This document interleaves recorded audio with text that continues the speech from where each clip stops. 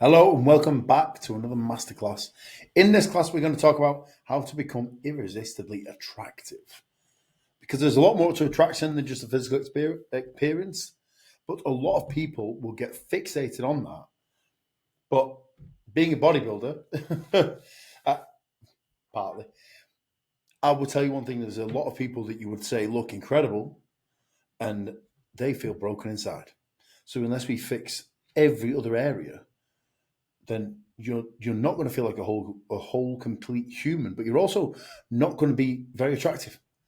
There's a lot of big and beautiful people that are very unattractive.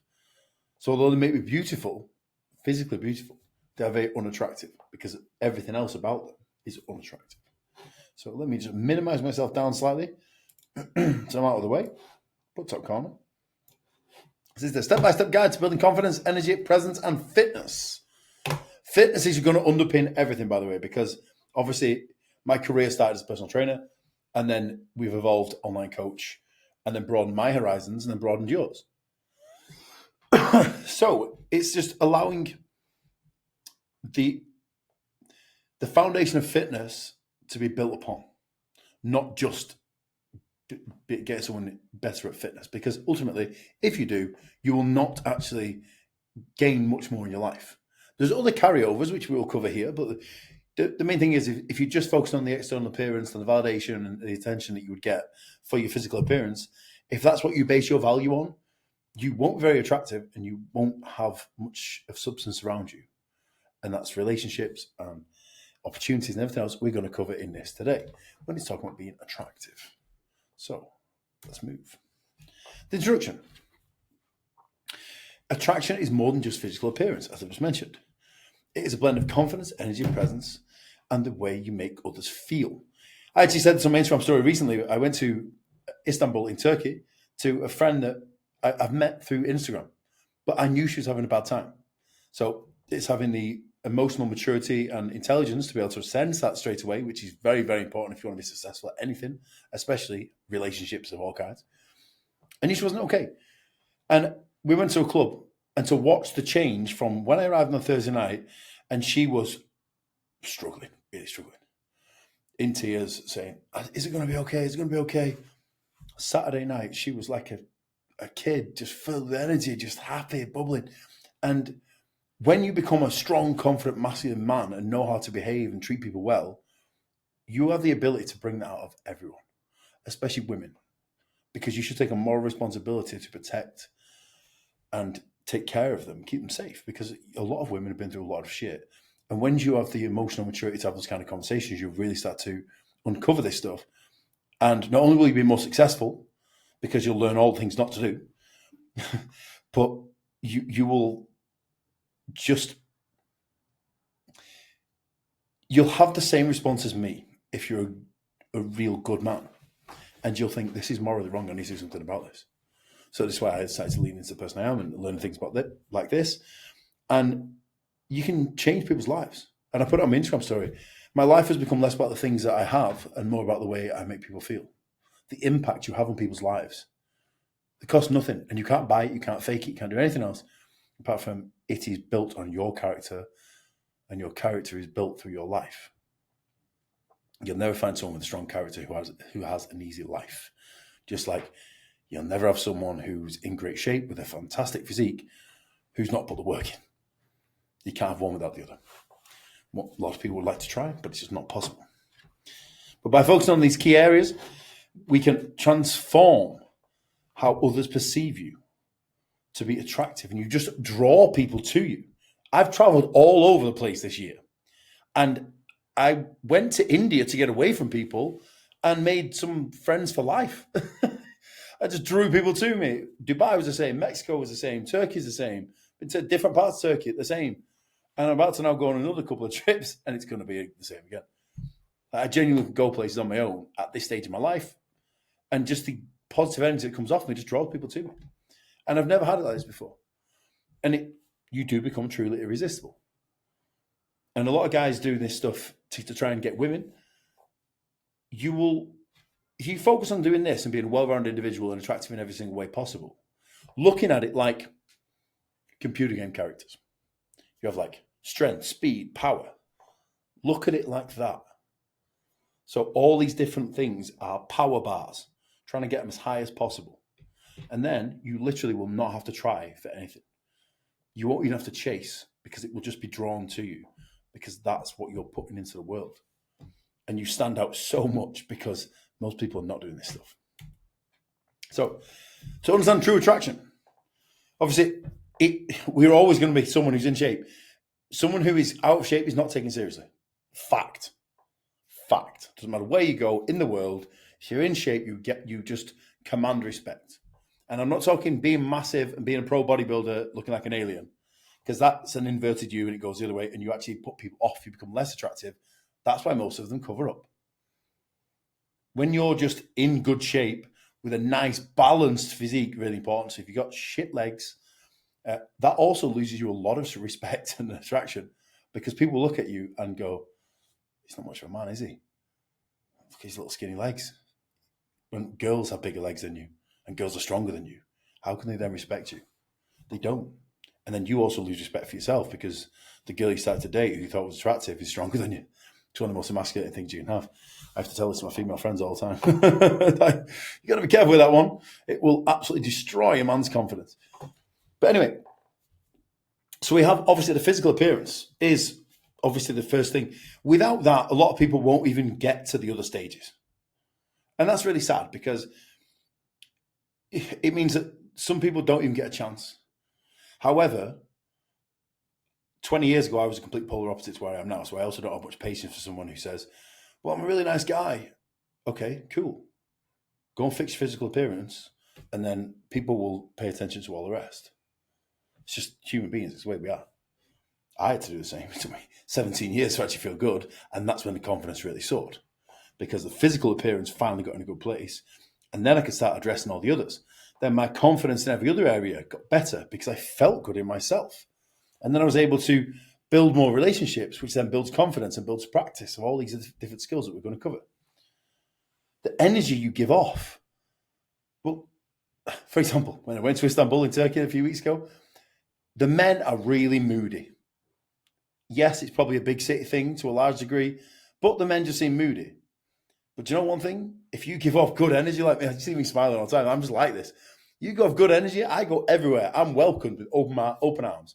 The worst place I felt is coming back to England, my home country.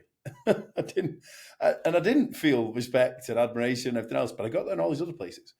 Treated really well because of positive energy. I got invitations to go to private parties, and I networked through Delhi in India in 7 weeks, going from the bottom, like a prison cell, £10 a night room, to right to the top, to party in private guest list only parties with high society.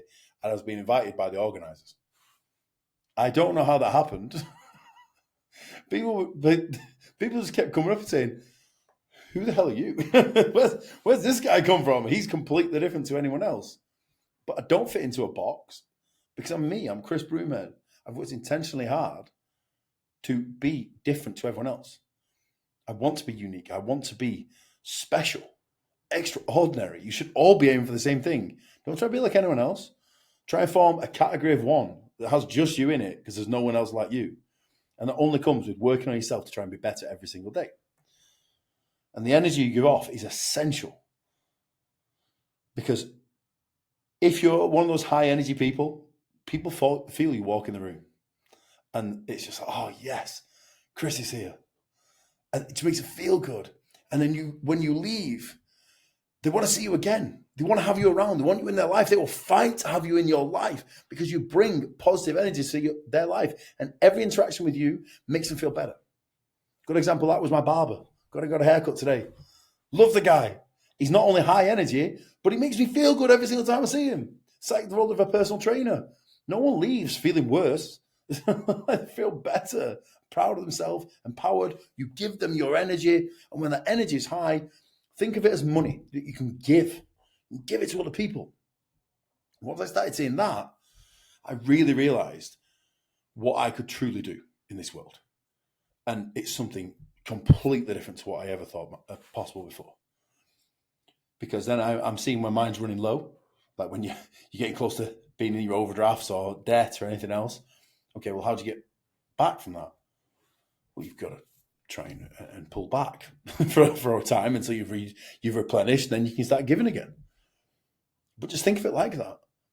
We're going to cover abundance and scarcity in one of the slides shortly, but when you think of energy as a thing that you can physically exchange, you will protect it a lot more, which is one of the other parts we're going to cover. Because when you're in a good place, you go, whoa, I feel that guy coming in the room as well. So that one's like a ray of sunshine. This is like a dark cloud on a sunny day. I'm going to stay well away from that guy or that girl. They are toxic. But you have to get in a good place first to be able to recognize that. And then the last one, the pillar, social presence or social nous. And it's just the ability to socialize. Again, skill that can be learned. I used to play on my computer games all day, every day. I couldn't even speak to people. I had the first conversation with a girl at 15 years old. What a loser. I was a loser. I was a complete social reject, complete life loser. Yet I'm me now. I can stand in front of a massive crowd of people and do public speaking with no practice. I feel completely confident. Yes, I would perform better with practice, but the fact is I'm at a level of confidence where I could do that. I can look people in the eye and have such in-depth conversations with full undivided attention, which are nothing we're going to cover. And I was never able to do this. So you can learn it. So you may think that this is a million miles away. You might look at someone like me and think, I can't resonate with this guy. He's so far. The gap between the two of us is massive. I'm also 36 years old. And I've been training for 20 years and 4 months. So I've been on a self-improvement journey for 20 years and 4 months. Anything is possible. It may just be further away than you think. And you may not have the knowledge to travel that journey yet. That's it.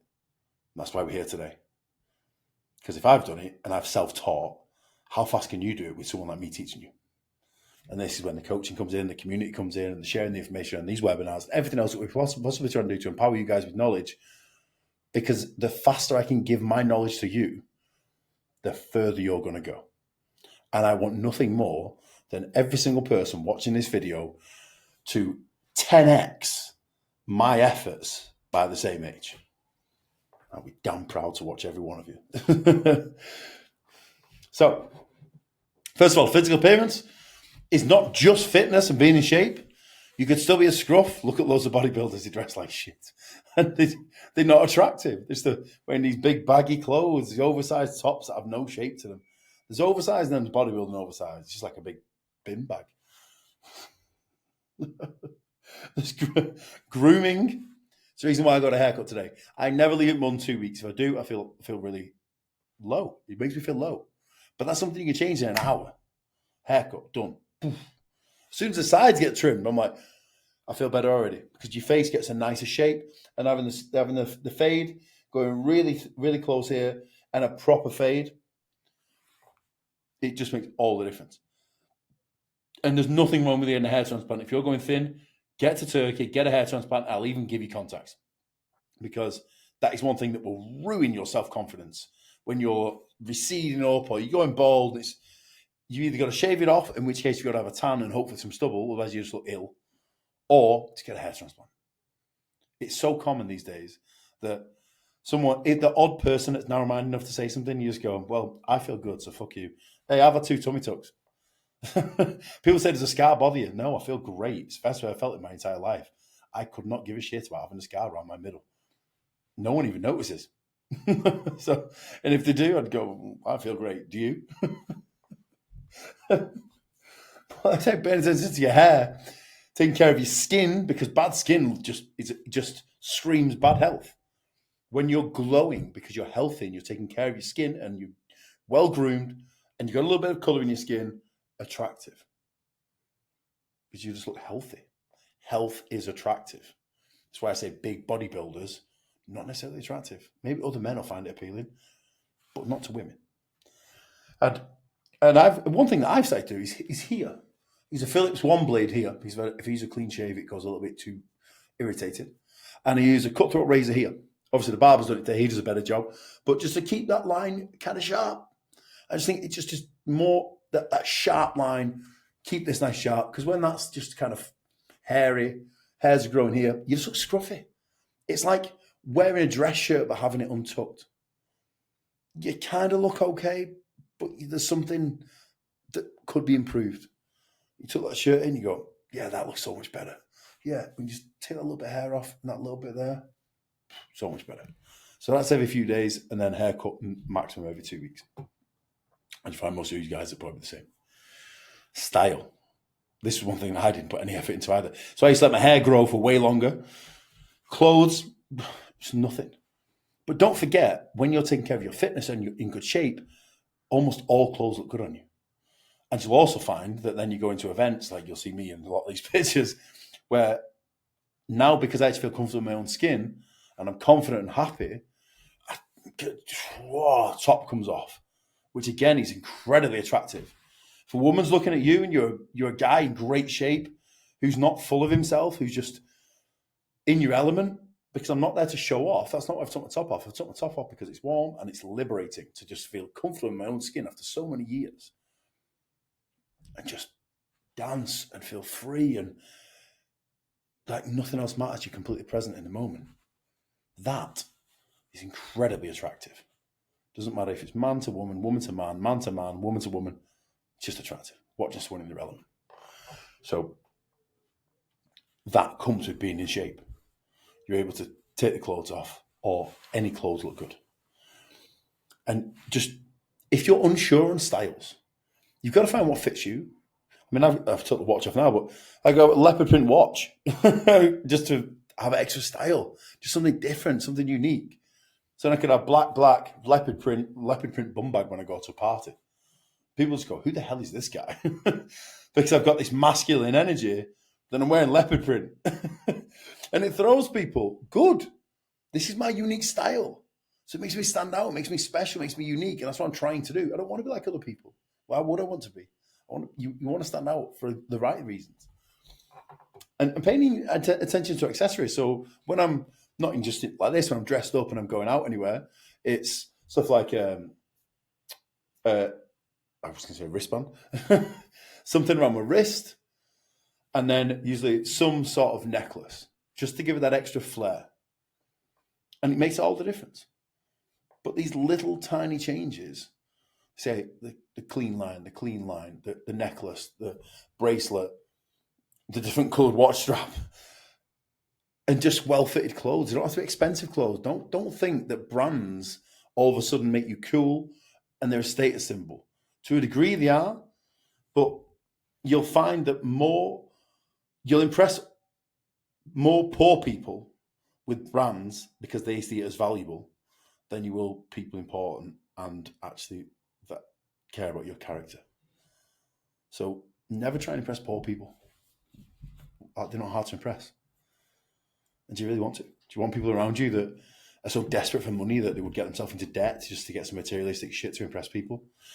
Like, if you're in shape, you already got a status symbol. If you're a good person, you already got a status symbol. You're successful, intelligent, status. The materialistic stuff doesn't matter. It really doesn't. No one of significance actually cares. Use Alex Hormozy as a great example of this. Look how he dresses. No one gives a shit. And because he doesn't, he's just like, this is me. I'm Alex Hormozy. I don't care. That's also attractive. The art of not giving a fuck.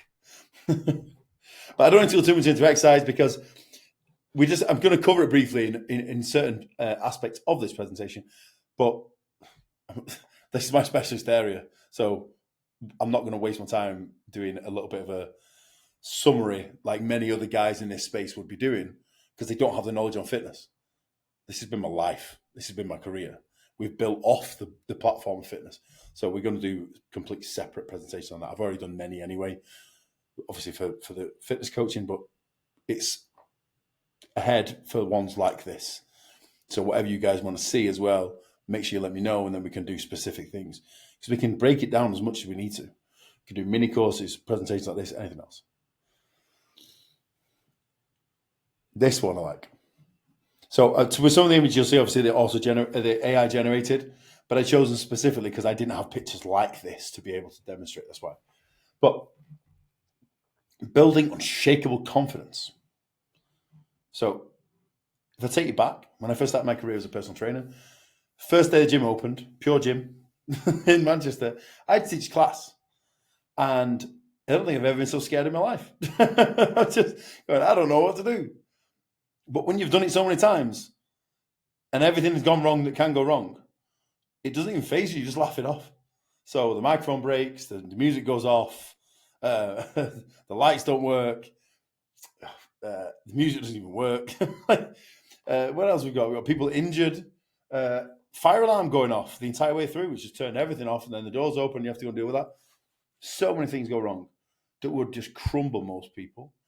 But I always think you can mess something up like this, especially if you're speaking publicly or to a group, you can mess something up. Make sure that you leave them on a positive. You can salvage it in the last 5 minutes, even if you ruin most of it. I've done that many times. As long as you finish on the last 5 minutes, that's what they remember. They don't remember the first bit where the technology messed up and this bit messed up and this bit messed up, because you laugh it off and you make a joke of it. And even if you're melting inside, deep breaths, which we're going to get to in momentarily as well. Deep breaths, compose yourself. Just refine your flow and you'll be fine. But confidence is a key component to attracting others. Of course it is. No one is attracted to someone who's shy and they walk in the room like this. But when a guy who's in shape, comfortable in his own skin, he knows how to communicate, he knows how to listen, and he knows who he is, where he's going, and everything he stands for. He walks in the room, chest up, head up, with a slight swagger, not a cocky swagger, just a confidence. And everyone's going to walk in a slightly different way, but you hold yourself in a, yeah. And I used to have crippling social anxiety, by the way. I don't anymore. Again, practice. You keep plunging yourself into situations. It's baby steps out your comfort zone. Eventually you get there. You can do this. And if you're unsure and you feel, or you even feel that you maybe can't, even when we've gone through this stuff, we're going to get to the options at the end where we can have different levels of coaching to help you guys really, really work through this stuff. Because ultimately, it took me 20 years and no one has that kind of time to waste. We could get you the 20 years in 20 months, but it's still going to take time. People really underestimate the amount of time that it takes to do anything of significance. You can't cheat the human body. You can biohack it, and I will teach you that stuff on other presentations, but you can only do that so far. And then it's just consistency over time. But once you've nailed that, especially with someone like me helping you, you will be accelerating at a ridiculous pace that you didn't even think was possible. So we will get to that. But it exudes self-assurance. I like that. And makes you more approachable and desirable. So when I go somewhere and I'm just, especially if I'm going to a club and I'm dancing, I'm smiling, and even if it's a moment on my own, people come to me. But it's because there's this little tiny bits of body language, and a lot of it's very conscious until it becomes unconscious. And the smiles and happiness, but it comes with being in a good place in yourself, from doing all this work that we're talking about. And people do become drawn to you. Opportunities happen, doors open, and you just end up with a world of abundance, which is, again, what we're going to cover shortly. And then obviously this one is talking about the power pose. The Superman power pose is the hands on the hip, which is genuinely how I stand most of the time. If someone's talking to me, I'll be standing like that. I'll stand like this with my arms sort of clasped in front, not like a aggressive pose, just relaxed. Maybe hands in pockets, a little bit more casual. And it depends what they're saying. I'll sometimes lean in. If it's something personal, we'll lean in. Something just normal, we'll stand back a little bit. But if it's bits we'll get to in a moment, when it's being present in a moment, especially if it's on a date or just go for dinner or something like that, then you lean in. And there's lots of little techniques to really help that. We also are going to cover that in another presentation. How to really nail your first date. Because just for a bit of a statistic, most women don't get taken on dates anymore. So even the fact you're going to take them on a date in the first place, you're already way above most guys. And then you put my little tips in place, you will blow their socks off. And it's just learning to be a gentleman, because it's so abnormal these days that you will look like an absolute hero just by behaving the way you should do as a real man and treating people with respect. So, what's the next one? Project positive energy. That's what I was saying before. It's infectious. And when you go around, you're positive and you're happy. And the thing is, bear in mind, you can be sad and happy at the same time. You can feel down and still be positive. You can be in a shit situation and still positively frame it. And this is what I've said here. So positive energy is contagious and it draws people towards you. It does. Same as negative energy pushes them away. No one wants to be near that because it sucks their energy away. When you're positive, you charge them and they leave an interaction with you going, I'm gassed, yes, I'm going to go. And then they go and help other people. And it is infectious and you can start that chain. But it creates a welcoming, uplifting atmosphere, helps build strong relationships and connections. That is 100% true. Positive person, people want you in their life because you are a massive positive contribution. But then I've got 2 challenges for you. Challenge 1 is smile. I want you to smile at people. Just head up, which obviously comes with the confidence in the first place to look people in the eye, that are strangers, and just be nice. And don't get me wrong, it won't happen everywhere because not everyone is nice. But you will see such a change in the way people treat you when you walk in places and you're just smiling and nice. Such a big change. That's what I've seen. You be cheeky and kind of get what you want a little bit more. Not in a manipulative way, but just you ask for things a little bit more, and it generally gets the okay. But it's just try to smile at least 10 times. Before you know it, you'll lose count of how many times you smiled in a day because you just do it naturally. But people are warming to you. So even when you're my size, and traditionally guys my size would be horrible, aggressive, rude, arrogant maybe. But then I don't look like a normal guy that would be my size. Man, he looks different. He dresses different. He's groomed different. He looks really healthy. He's fit and healthy. And he's smiling. He's got this positive energy about him. He's different. But that also makes people curious, which draws them to you more. So then people are coming to you. And then you're just holding the conversation because they're more sort of trying to find out about you because you're just different. But be different, but in the best way possible. So the first challenge is smile more. Smile at least 10 times in a day. I challenge you to smile. Second one, which really changed my life, stop all gossip and negative comments. Just done. So when I used to go to, I was still PTing, I'd go back to the gym. And I was like, oh my God, you guys need more stuff to fill out your day. You're sitting in the staff room complaining. Go and do something, go train, do something. I was like, I ain't got time for this, I'm too busy. And the thing is, when you get busy trying to progress in your life, it's not that you become uninterested in other people or selfish or people don't matter. It's the fact that I do not have time to sit here and just talk shit and not actually do anything about it. No action. It's just negative energy just infecting more and more people and hurting you more. So what I chose to do was stop saying negative things about other people.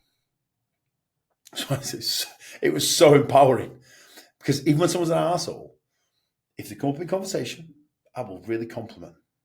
Not in a cocky way, just genuinely find something like a needle in a haystack to say something positive.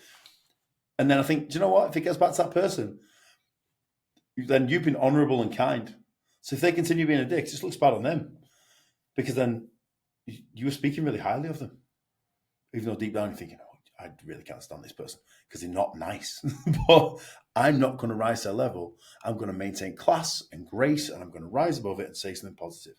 And the more positive things you say, and the less negative and the gossip and everything else, and you remove people from social media, you stop watching TV, anything that's just negative, you'll notice that you actually then have to look for the negatives. Whereas in the past, you may have just, that might be all you see.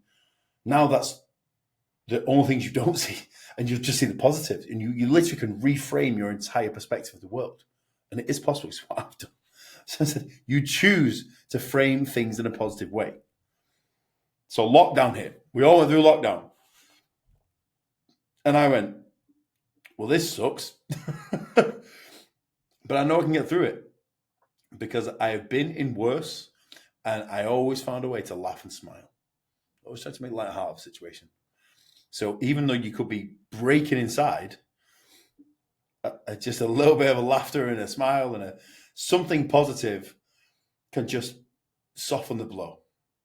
Or you just think, what's the positive in this? Even if it's just a lesson, I'm going to focus on that instead of focusing on all the things that have hurt me or I've lost because of it or whatever else, negative. Even if it's just one positive, I'm going to focus on that.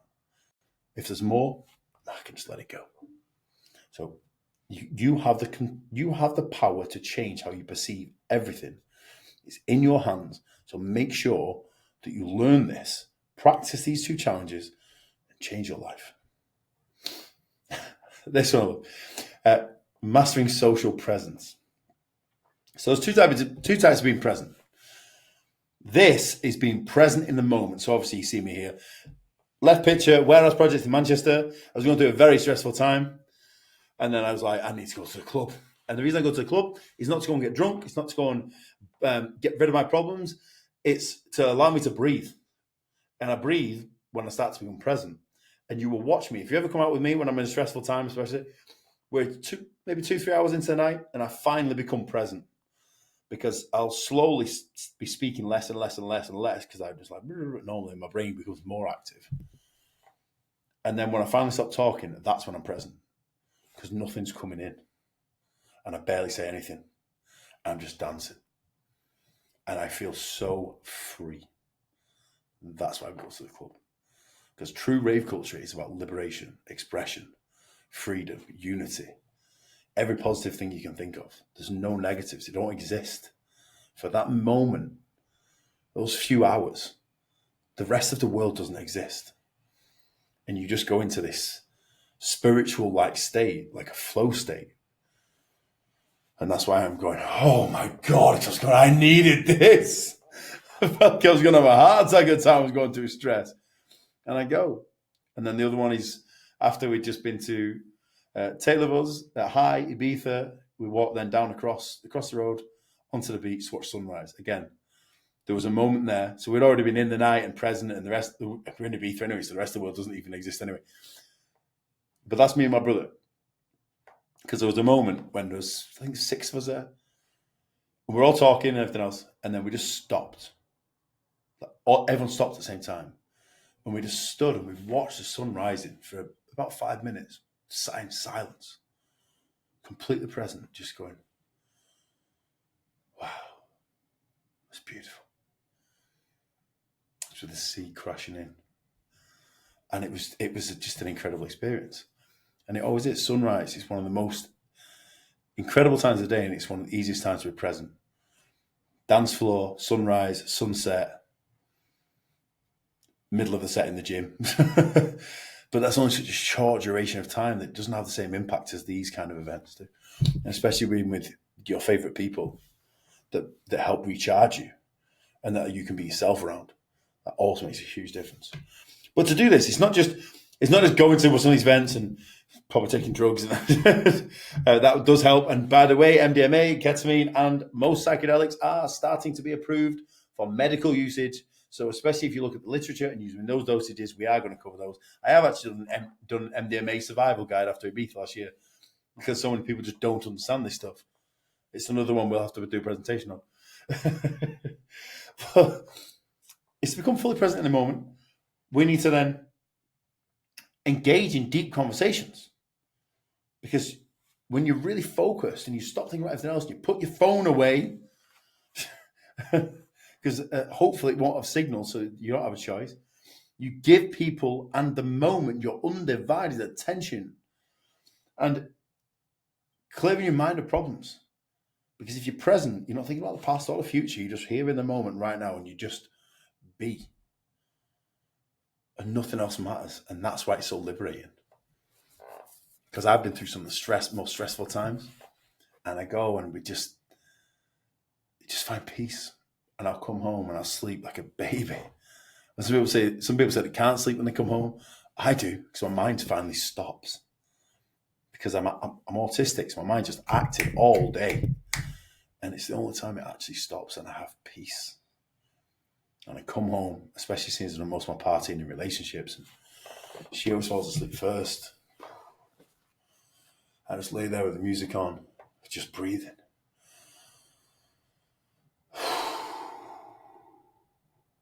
Because it's so rare that I actually get to experience that. So I cherish every single second when I'm in that state, because it's beautiful. Let's do this. Move me over there. This is me in Tulum, in Mexico, in the middle of the jungle. Very present, because we didn't even know where we were. The phone barely even worked, even outside of the festival, never mind in. Starting your day with confidence, your morning routine. So the morning routine, realistically, it needs to be established with activities that make you feel good. So if that's yoga, that's breathing, any of these things, just something that makes you feel good. It doesn't matter what it is. There's no right or wrong answer with this. It's just anything that gets you going in the morning. That is not getting out of bed, nicotine, sugar, coffee, sit on your backside, get in the car, make it everything as easy as possible, get in the car, drive to work. That doesn't make you feel good. I notice that, because if I come straight in here and sit down, I feel shit. If I go and do my cardio on the bike in the other room, and then get out of breath and get my body working and awake, then I jump on the treadmill desk behind us here. I'll do an hour on there. So now I've done 7,000 steps, 30 minutes cardio. Now I feel great. And if I sit down, I feel fine. I'm just level. My stress level's low, and my ability to handle problems is significantly higher. And yes, it's took a little bit of time, because I can't really do much when I'm on the bike, but I also give myself that time before I start giving to everyone else. And that's a really important factor. So whatever that is, that could be reading, it could be listening to a podcast, going for a walk, do some exercise. I do encourage people to do exercise, but I find cardio is the most effective to get that positive mental health benefits.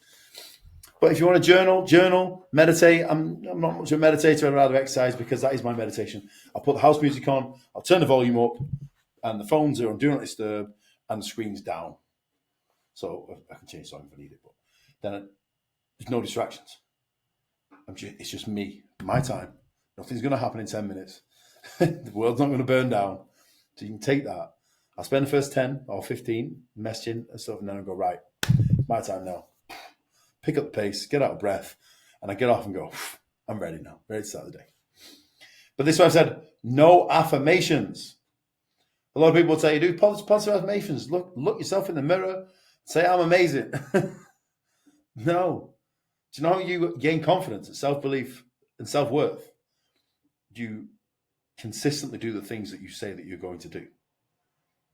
So you can turn around and say in the mirror, I'm beautiful, I'm great, I'm successful. But you don't really believe it. You're trying to convince yourself if you're not actually that way.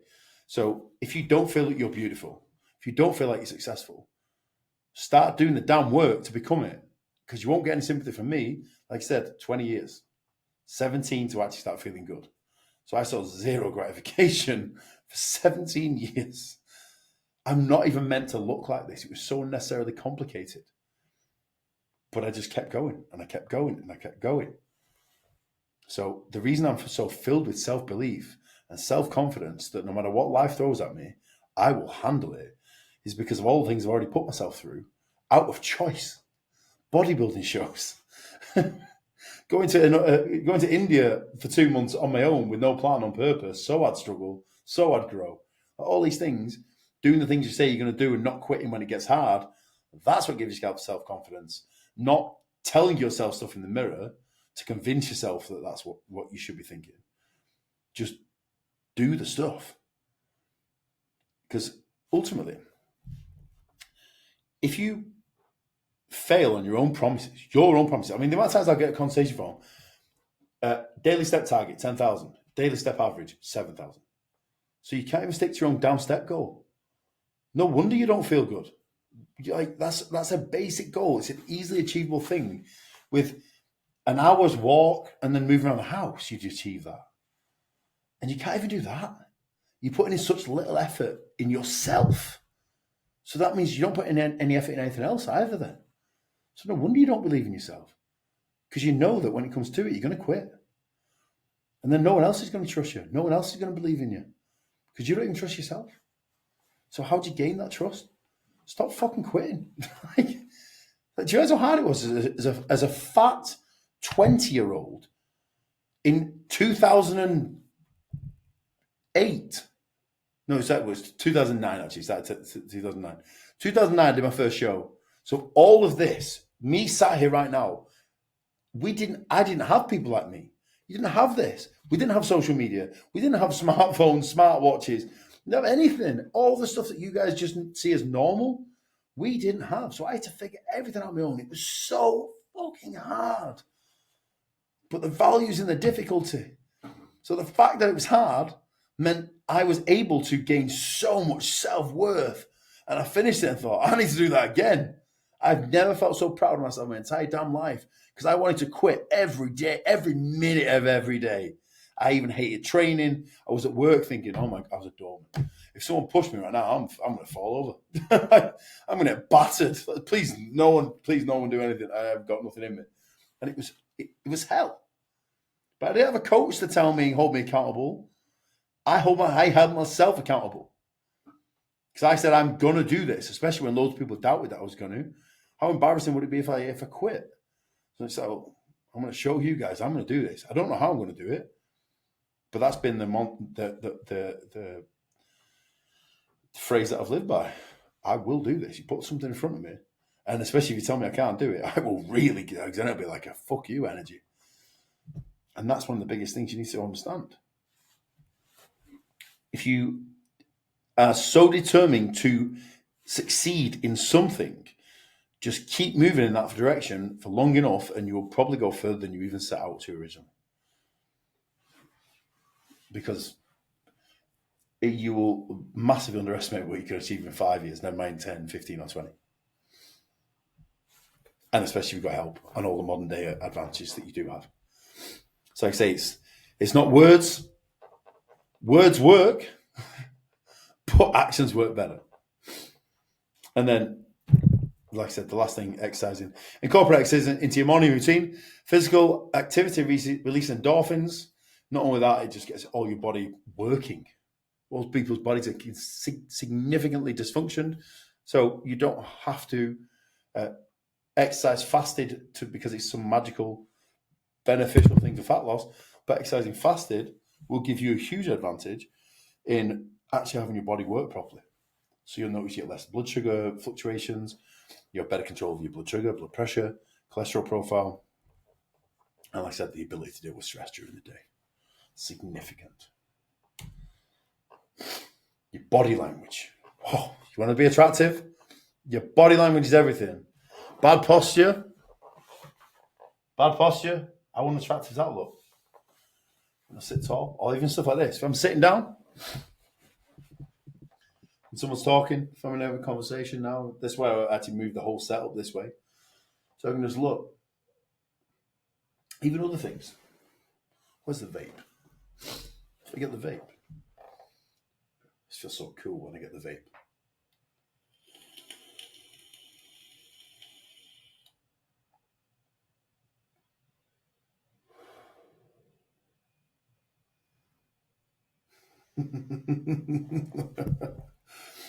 Just think about the things you do.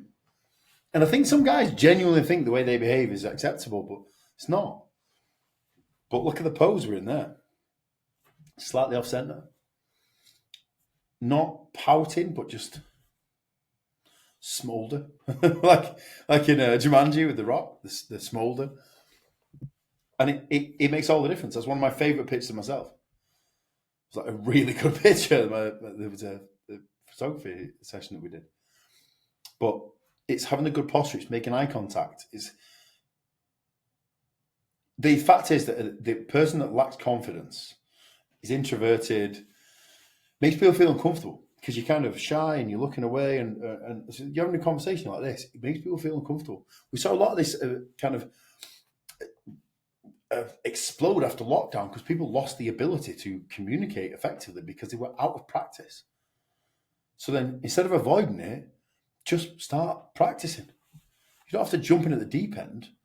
But obviously I speak to so many damn people all day, every day. For me, it was so fast to learn it again. But it still had to be learned. Like I was really struggling after lockdown. And some of the people are still struggling now. But it's because they'd rather sit at home being comfortable instead of just suffering a bit of discomfort to grow as a person.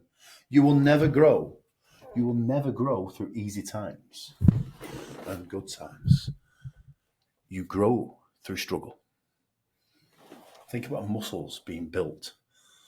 Your brain's the same. Everything's the same. Your emotions are the same.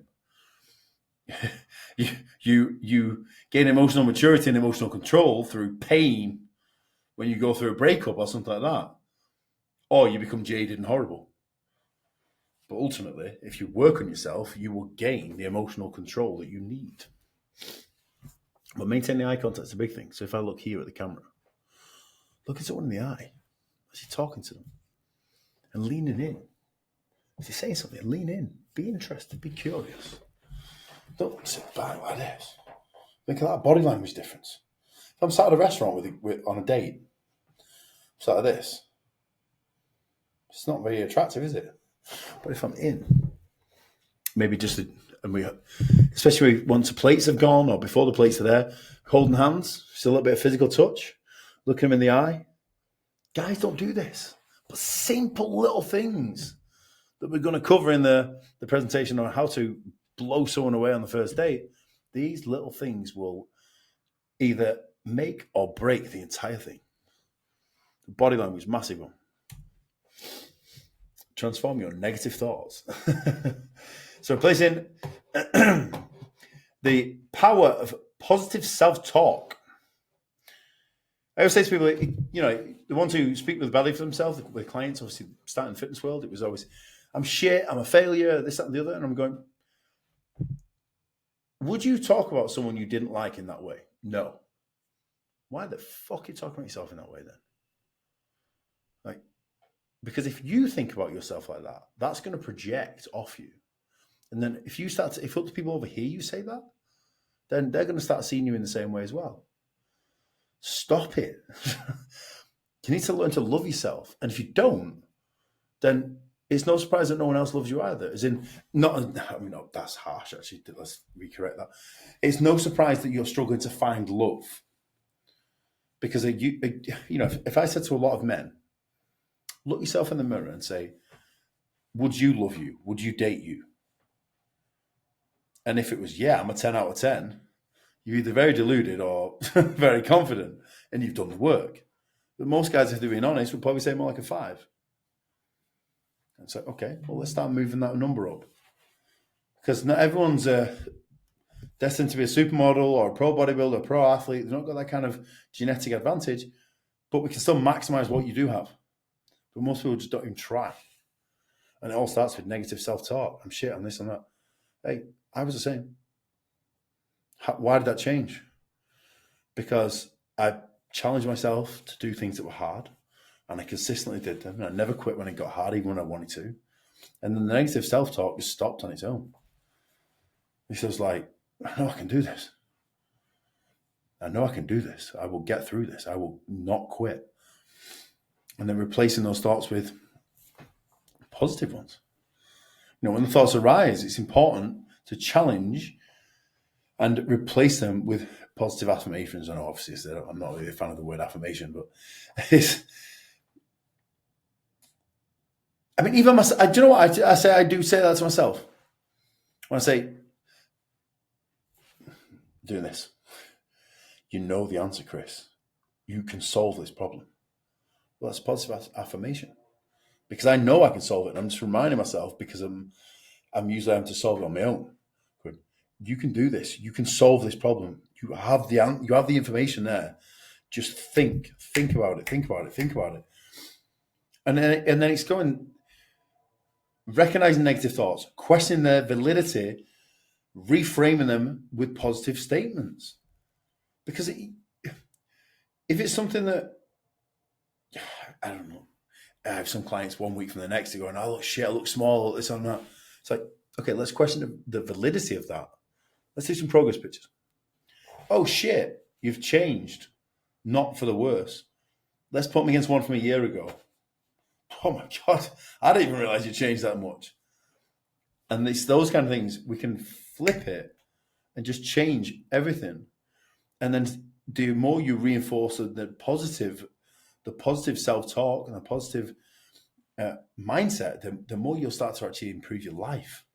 and then draw people to you and become more attractive. Because someone who is speaking badly about himself is not attractive, because you're also pointing out your flaws and your insecurities to other people. So you're putting people off you. You're driving people away. Stop it. Why are you doing that? A huge part of being attractive is visualizing success. Again, I'm not one for, I'm manifesting it. No, that's like praying. Please, God, make me rich. But newsflash, God never made anyone rich. People make people rich. You want to be rich, you want to be in shape, you want to be successful, you want to have rich friendships, you want to have opportunities presented to you, or anything else you can possibly think of, you got to visualize it. Like, I will have a gym. And this has been 5 years in the process. But I've manifested it. I've visualized it like an athlete. The athlete going for the gold medal. They will visualize every second what it feels like. They stood before the starting blocks. They see the crowd. They breathe. They walk forward. They get set. Whatever pre-workout, pre-game ritual they have, like a something, kiss a necklace, something. Focus. Breathe. But most of them will be so locked in because they've done this 1,000 times over in the head. And then there's no imposter syndrome. There's no doubt in their mind that, yes, you can't control the other people that turn up, but you can certainly control what you do. And you can go, I've done everything I possibly could. And I visualized how this is going to go. And you just cross the line. And I said it with the gym. And everyone who knows me says, I know you're going to make it happen. There's been some setbacks and it's took a lot longer than I expected, but I'm not going to give up. And I know that because of all the previous stuff I've done when I've not given up when it got hard. So I've gained self-confidence and self-belief and the ability to work with delayed gratification to then continue until it gets done. A lot of it's in the lonely chapter. I'm going to cover that further on. So the lonely chapter is horrendous, but it's required to get to the place you want to get to. You want to climb the levels. It's almost like, see it as a big building. Well, imagine if you went out onto the the lift that they clean windows with, and you go up a few levels and you go in and say, I still know where I'm supposed to be. Gotta go back up. But that could take years. And then eventually you'll get to a place where I think this is where I'm supposed to be, or at least for now. That's all visualization. I said, I visualize it down to the taps. It was even when I actually won my first bodybuilding show. Where's the phone? My first bodybuilding show. I'm very surprised by my reaction. I just went, that took longer than expected. That was it. Because I'd already pictured it so many times in my head. So it was just like, oh, finally, it's actually in reality. I knew it was going to happen eventually. It's finally happened.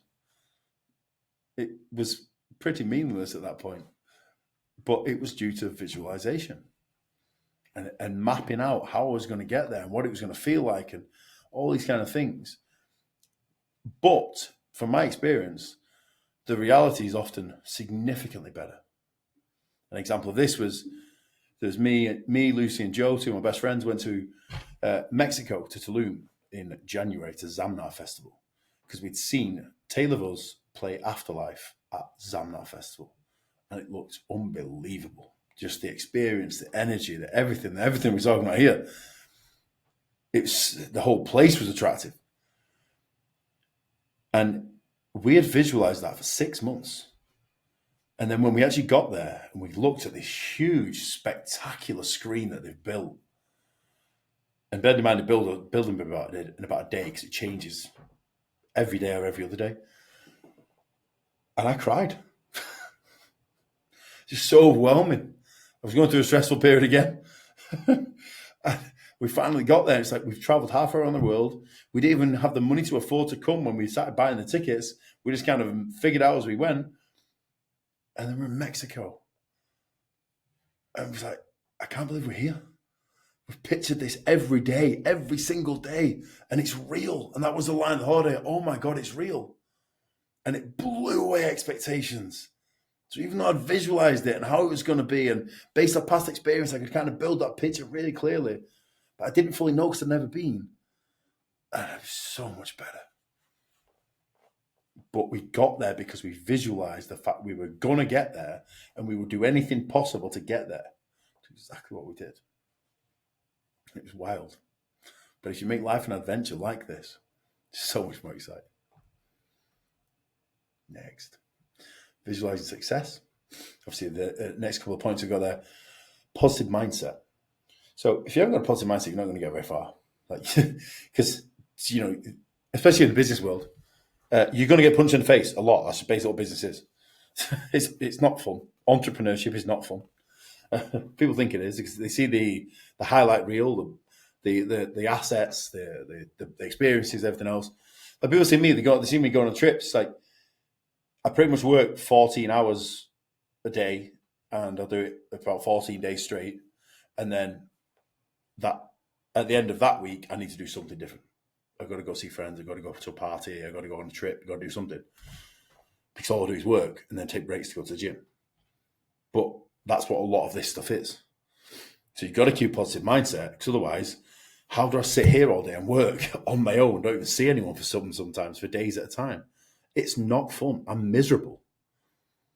But it will not last forever. The harder I work now, the harder I push when I can, single with no kids, in the prime of my life, do this for 1 or 2 years, I could change my entire life. And then I can have as much bloody time as I want and as much experiences and everything else. But if I kept a positive mindset, I'd be bitching and moaning about everything. Like, so many things go wrong. So many investments go wrong. You invest in software and staff and it just doesn't work out. And you've just got to write it off sometimes, and it's thousands. And the bigger your business grows and the more successful you become, the bigger those bills are. My biggest one so far is close to about £50,000. But then go higher. Some of the people I look to for inspiration, theirs is like $1 million. You think, oh my God. But just like a fighter, well, the first time you ever get punched in the face, it really knocks you sideways. You don't even know what just happened. When you've been punched in the face 1,000 times, you kind of just go, oh, that hurt. So then you're saying about, like, obviously me, that was my biggest loss so far, but it's not going to be my biggest loss ever. There's going to be more, but it's escalating up. So then you just get not used to it, but you become more resilient to those knocks, and you can keep a positive mindset. And the more shit you go through in life, the more you'll be able to keep a positive mindset, because you've got through shit before. You know, one of my best friends, Ricky Moore, he lost his fiance. They got married before she passed. Ricky's the most positive guy I know. Next to nothing will rock him. You have to really, really push him to get even a reaction out of him. Because when you've gone through that, you just think, I'm not going to sweat the small stuff. He tore his pec getting ready for Mr. Universe, and he just literally he tore it, jumped off with 5 plates between his legs, and just said, I think I've torn my pec. That was it. No, I tore my pec. No freaking out, no meltdown. It was just, oh shit, I think I've torn my pec. You know, like, you just go, that's resilience, positive mindset, optimistic. And like, we always just bring that positive energy. You surround yourself with people like that, it's hard not to have a positive mindset. Because if you actually start to become a bit negative and moan, they basically just give you a slap in the face and go, mate, come on, what are you doing? We're better than this. Snap out of it. Stop. Like, it's not as bad as you're making out. And you know you've been through worse before, and then you go, yeah, I know, you are right. Because you're coming from a place of love, even though it's a bit of tough love. And then back to it. But reduced anxiety is a big part of, actually, there's a caveat to this. Reduced anxiety comes from visualization, because then you know what's ahead of you. A lot of people get anxiety about the future because they are too busy focusing on all things that could go wrong. But the more you visualize, the more clarity you have, the less anxiety you'll feel, because you just walk through the frame. You already know what's going to happen. You've run every scenario. You've built it down to a fine detail. So it doesn't give you anxiety. Anxiety comes from a lack of preparation. When you've rehearsed it, whether it's just internally or you've actually physically, like me doing this presentation, said I practiced this 10 times, I wouldn't have anxiety. I mean, I don't have anxiety anyway, because this to me is just basic stuff. And I've obviously done the presentation myself. So there isn't any anxiety. But had I not been so practiced in my career in doing things like this, I'd be quite anxious. If I was doing public speaking, I'd be quite anxious back in the day. But then next Friday, I'm doing being part of a coaching mastermind. I don't even know what I'm speaking about. I've got no anxiety whatsoever because of the practice and the visualization. And it's all reps, whether it's in reality or in your head. And the more you do that, the less you will have anxiety towards these kind of things. It's not saying anxiety will go. I also get anxiety from just working too many hours straight without a break, being in this room and just being pulled in all directions. And then that caused me anxiety.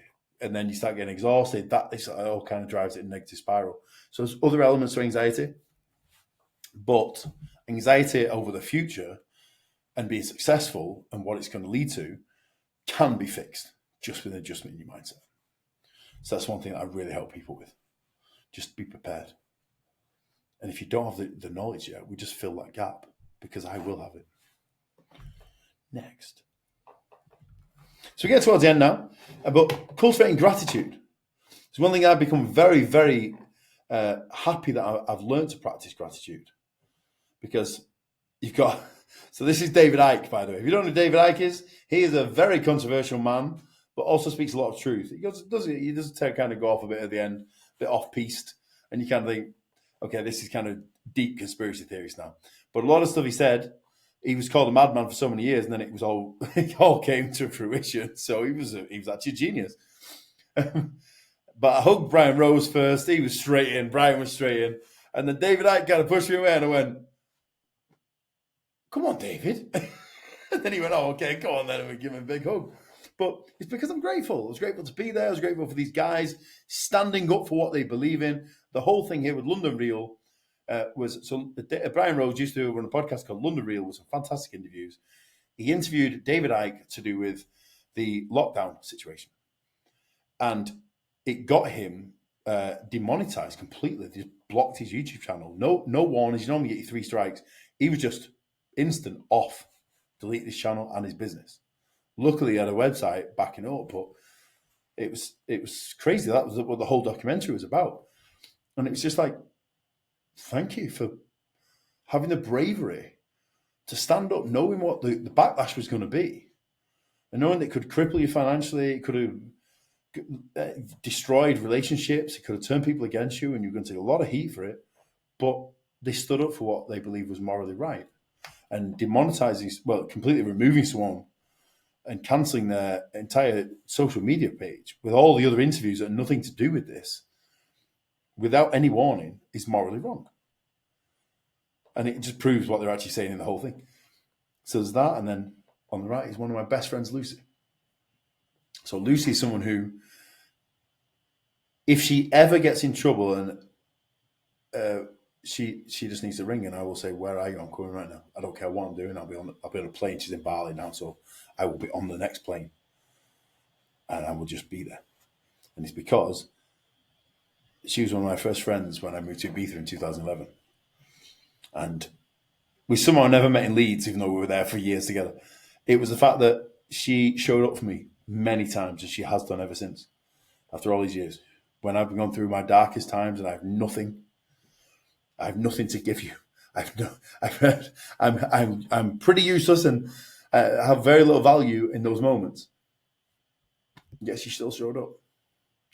And I will never be able to repay that debt, because if it wasn't for people like Lucy, I wouldn't be here right now doing this presentation, helping the rest of you guys. So she's as much to thank as anyone. And that was us in Ibiza, a party in the port, we seem to cross paths in Ibiza nearly every year, even though we still obviously see each other in the UK. And we were just having such a great time, being present in the moment. Phones are away, the world doesn't exist, the problems don't exist. And she'd just gone through a breakup, and it was just like, I love you, I fucking love you so much. And just massive hugs. And that's what true friendship's all about. Gratitude. The amount of other events, there's some others that will be further down the presentation as well, where I make sure that I say to people, thank you. You know, if I'm going through a bad time, especially, and they've invited me somewhere, whether it's just it was just good timing, or the fact that they genuinely invited me because I was struggling, it's even more of something to be grateful for. And you say, thank you. I needed this. You don't realize what it's meant to me. But you make sure that you practice gratitude, so then you're grateful for things like this, where people have been kind and done good things to you and treated you well, showed up when it matters. So then you continue to appreciate them. Because if you don't practice gratitude, you don't appreciate things you've got or people that you've got, you will lose them. Simple as that. But it's the same back. If they don't do it back to you, and you're showing up for them and you're helping them and you're there in their time of need, and they don't pay it back, or they don't even appreciate the damn stuff, the line, I appreciate you, is so important. And it was an ex-girlfriend that said it to me. And when we'd gone on a trip, and it was something so simple. As I was driving home, I dropped her off, and I just thought, I think that's the first time anyone's ever said it to me. But wow, that really hit home.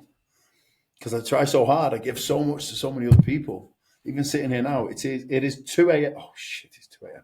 It's 2 a.m. and I'm doing this because I want this to help people. So I'm not going to bed until it's done. And this is me most of my life. But then there's been some people who happily let me do that, and then when I'm in a bad spot and I ask for help, they know where to be seen.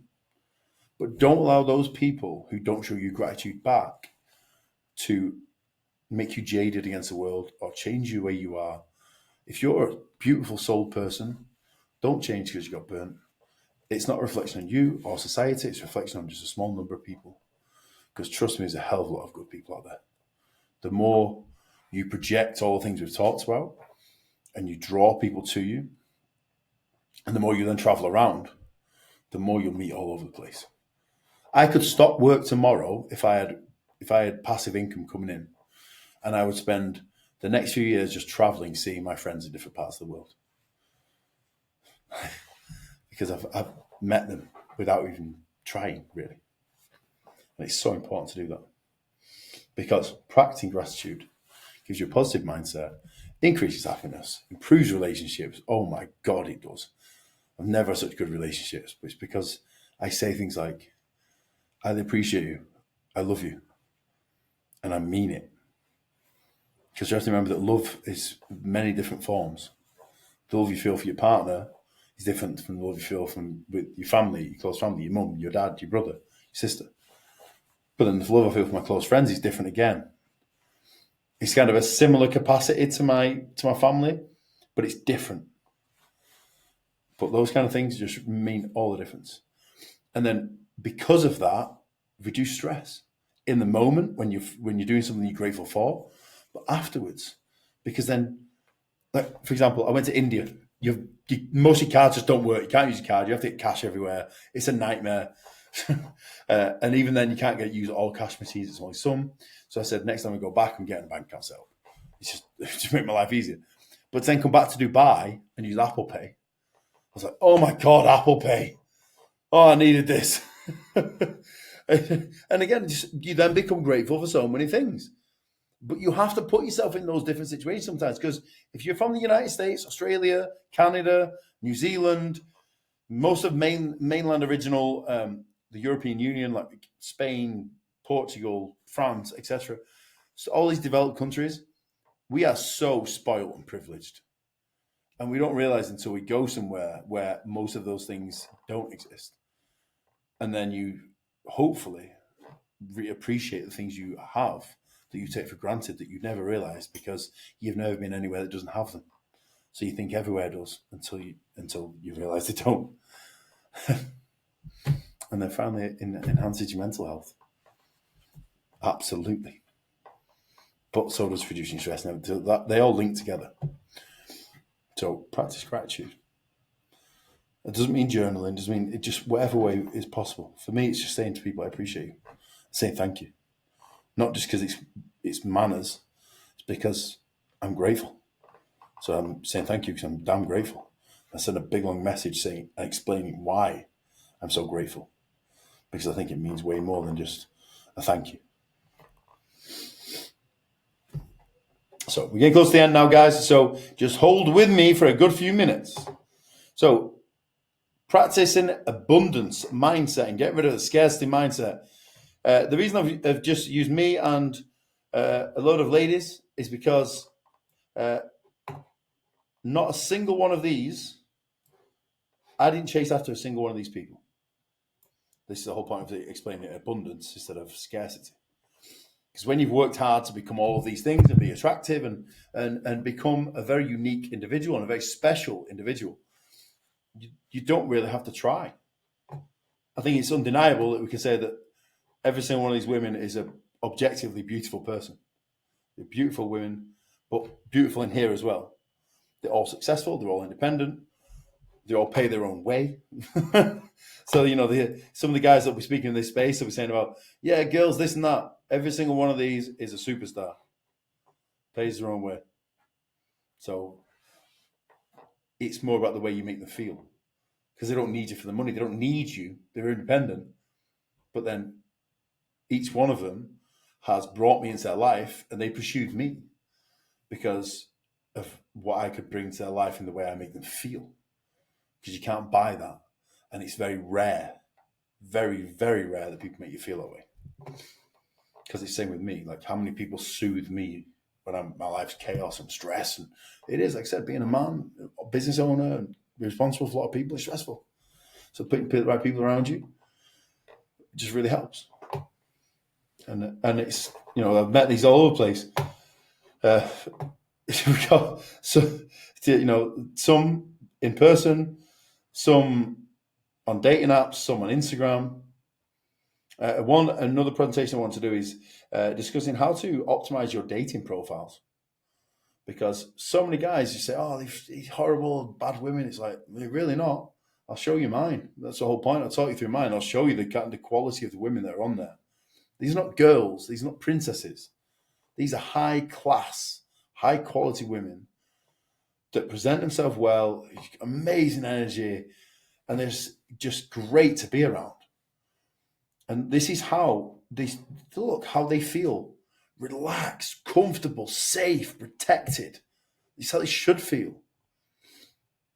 Because this is when you treat people well and you learn to be a gentleman, this is what they should look like around you. Because every single one of these people I could not speak more highly of. Even though you've got how many... they're all still friends. they're all still friends. But it's more so saying that, we shift from this idea of scarcity to abundance, which I struggled when I first started to get to the person I am now. I started to become this person. And then, you're in that kind of higher percentage now, and the kind of people you then can be around, friends-wise, romantically, starts to really change. And the first one that comes along, first one on this list was here. You think, I'm ever going to replace this person? And that's not with a narcissistic behavior and then beating you to a shell of yourself. It's just thinking, I'm ever going to replace this person because I've never met anyone like them before. The answer is yes. Especially if you're getting out there traveling and you're just being a gentleman and being a good person. And the dating apps just create opportunities. It's up to, all it does is create, I'm single and I'm interested in you. I'm single and I'm interested in you. Cool. After that, it's on you. You can make or break it in the first 5 minutes. So it's just allowing yourself. I'm going through this with one of my friends at the moment, struggling. She met an amazing guy, and she's like, "What if I never meet anyone like that again?" It's like, because she's gone through her whole life trying to find someone who treats her like that, makes her feel a certain way, makes her feel safe, protected. And she thinks she won't. And it's like, there's loads of people like that, trust me. You just haven't realised that yet. But as more come along, as we do our thing, you'll realise. And for you, a lot of you guys, it'll be the same. You take yourself off, you do the work on yourself, you become the man you're supposed to be, even if you're not there yet. Real women can see it. They can see the ambition, the passion, the drive, and they can align themselves with you, because you have to think also about the way we've evolved. We've evolved to preserve ourselves, self-preservation. So no woman is going to realistically want to get with a weak man who can't even protect them, can't provide, and can't do his basic duties as a man, because they are much safer being with a man who's physically capable and who can protect them and would never lay a hand on them, because a real man would never would, than on their own. So even if they can handle all the stuff on their own, they're still way safer, way more comfortable, and they sleep better at night time with a strong, confident, capable man in the house. So this is why it's so important to become one. Because to watch these incredible ladies in their element is just one of the most beautiful things you could ever imagine. But that only comes when you handle everything. So this is why I'm teaching people to be more capable, not just get in shape, because women like this deserve it. And you will find that there is no shortage of them. And they are crying out for good men, because there's so few of us left. And the ones that are usually snapped up pretty fast. But like I said, it's just realising that there's a lot more in the world than you realise. You know, it's the same thing in the UK. I mean, I focus on ladies for this one because I thought it'd be more relevant. But some people in the UK are saying about the cost of living crisis. Oh my God, the cost of living crisis, so much, we're struggling so much. You're looking too small. Same here. Is if you only ever go to your gym and your work and you never leave the immediate area, you probably think there's no women. Well, start traveling around and you'll go, oh my God, I went to this place and everyone was my type. Yeah, because if it was one of the things that you gravitated towards, there's probably going to be some simple people. But it's the same with money.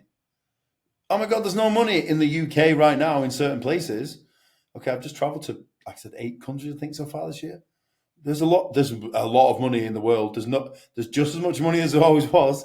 It's just the proportionate is different. So just go to where more money is, or go into a field where there's an abundance of money. You know, if there's so many different ways to go about it, you just got to broaden your horizons. Same with this. You've got to try different approaches, and you'll find that there's an abundance of everything. You're just probably looking in the wrong place, or you're not quite yet the person you need to be to have access to abundance of things. So that could be you don't have enough skills to be able to make money easily.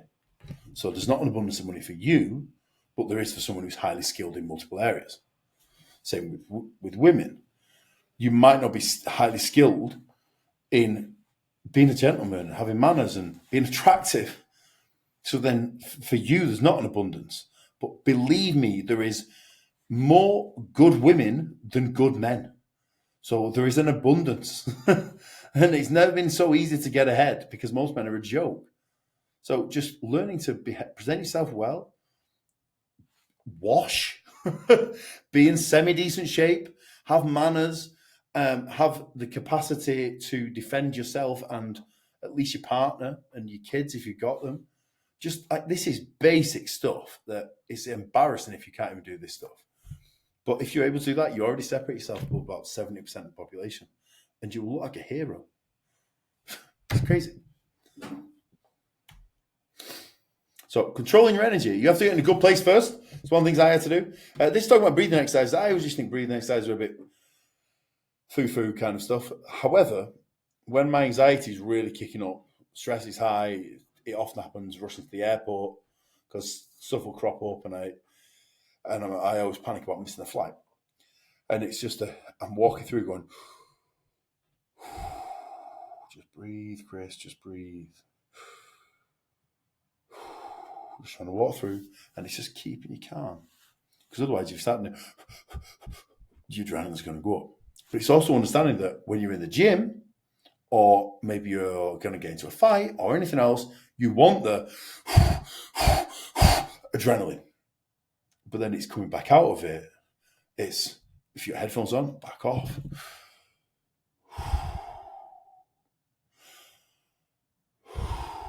And learning how to, you can massively control your body just with breathing alone. And it does take some practice. I'm not one for sitting there with my legs crossed, doing yoga, practicing deep breathing, going, It's not for me. So I do it in different ways. And it doesn't matter. I mean, even this, why I have this vape pen, because I can do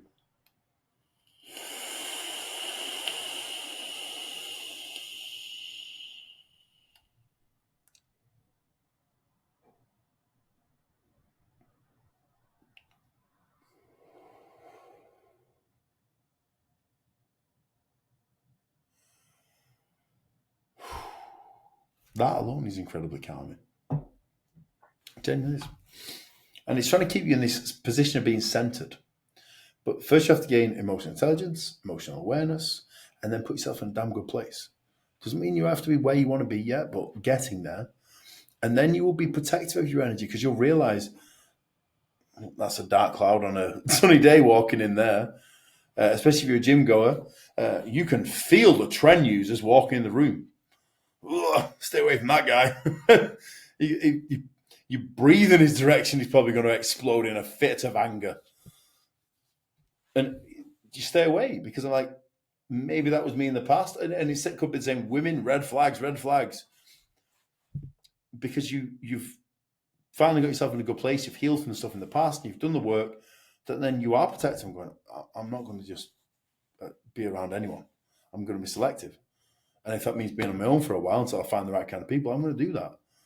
Because you will have so much peace in your heart and your mind. So always protect your energy.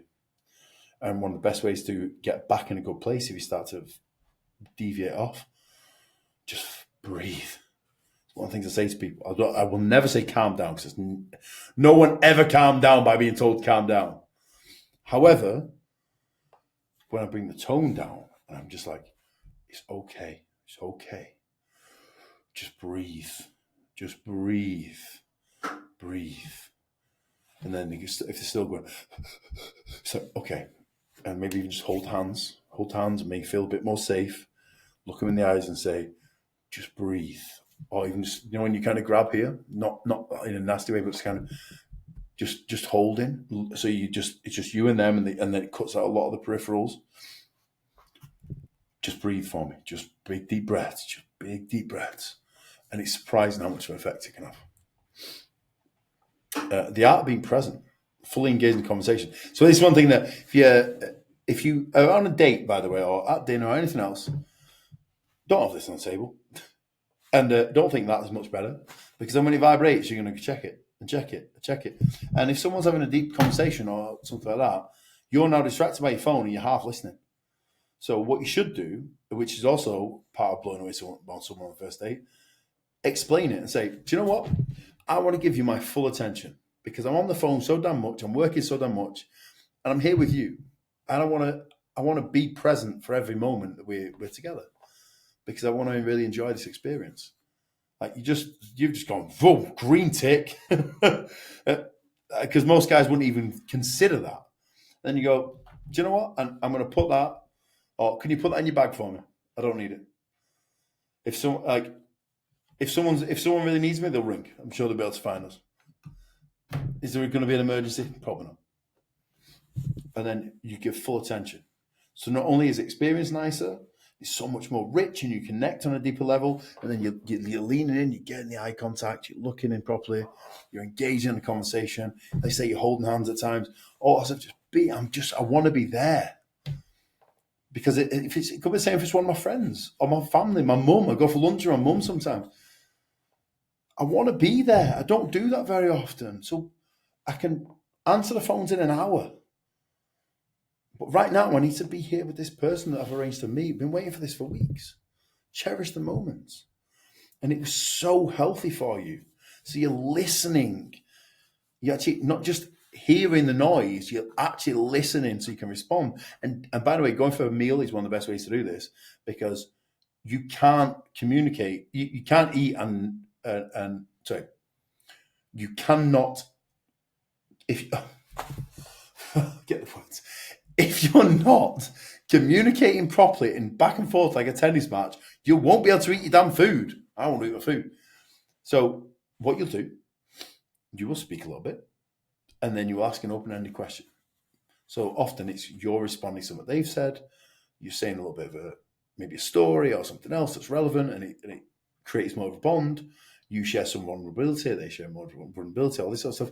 This is how you create connections, find common grounds, etc. But then you have to ask an open-ended question, not a yes or no answer, because you need her to talk for a decent length of time so you can get some food in quick. And then it might just be passed back to you, and then she does the same. And it's this back and forth. It's one of the best ways to learn the skill of actually communicating properly, because you're looking people in the eye, you sat close, it's personal, you're learning to lean in, physical touch now and again wherever possible, but not in a creepy way. And then, like I said, you having to actually go back and forth and find open-ended questions so it gives them room to talk. I said, it's effective communication, building connections, and actively listening. Just be present, be there. Because we are so connected to the world, but so disconnected from each other. So when you get a chance to be one-on-one with someone, be there. The role of physical exercise, I'm not going to go into this very much because what's the point? This is my specialist area. We're going to cover it in way more detail in many different areas in the future going forward. So obviously, some of the main things when we're talking about being attractive, it boosts your confidence, which makes you more attractive. It enhances your mental resilience, which definitely makes you more attractive because most people are so undisciplined, lack work ethic, and quit at the first sign of struggle. Whereas if you're saying, well, I put myself through struggle every day because I train really hard. So it's not even effort, it's not even a struggle. I'm just like, yeah, okay, let's get it done. And teaches you delayed gratification, which is essential. Oh my God, essential. And so rare these days. I'm so grateful that bodybuilding taught me it because I was not very good at bodybuilding, so I had to work with 2-year goals. But then your abilities to succeed is heavily dependent on your abilities to handle overwhelm and delay gratification.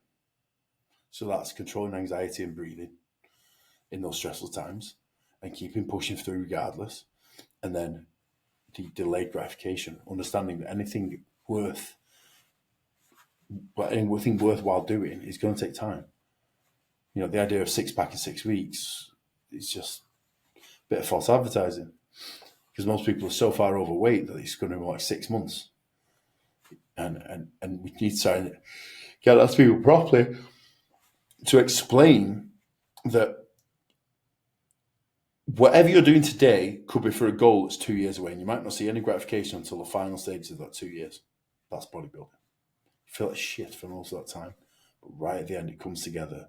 And for one moment, you see all the work that has gone in the last 2 weeks every time you look in the mirror, and it feels incredible. So the more you can delay it, the bigger the win will be at the end. So never be afraid to delay gratification, but it's an essential life skill to learn. And then improving health and vitality, regular exercise, increased vitality comes from just doing everything more. We are increasing energy levels, increasing fitness, increasing immune system, enhanced mood and mental well-being, which is exactly what I said at the start, especially if we do it in the morning. I do it when I'm getting obviously overly stressed during the day. I'll jump on the bike 20 minutes and I just need to breathe. And tell everyone that staff-wise, listen, I'm not going to respond for 20 minutes. I just need a breather. And it really helps. And then boost your metabolism, improve sleep quality, unless you're overtrained, and then it will start to inhibit it because you're just tired. Or taking a load of stimulant-based fat burners, Clen, Yohimbine, ephedrine if you can still get it. That and pre-workout late, they're also going to wreck your sleep. So be aware that, yes, exercising regularly and getting into a routine will enhance sleep, but you can easily damage it at the same time. Enhance physical appearance, obviously, and increasing overall confidence and attractiveness, which is the whole theme of the presentation in the first place. So this is what most guys in this space will tell you. Create a simple fitness routine. I'm not going to say that to you at all. So this is a simple fitness routine. What a load of shit. You're going to get absolutely nowhere. She definitely would not look like that from training like this. So creating a simple routine is crucial for maintaining consistency in your exercise regimen. By incorporating a simple exercise into your daily routine, you can ensure that you stay on track with your fitness goals if you want to be an average, fit, healthy individual.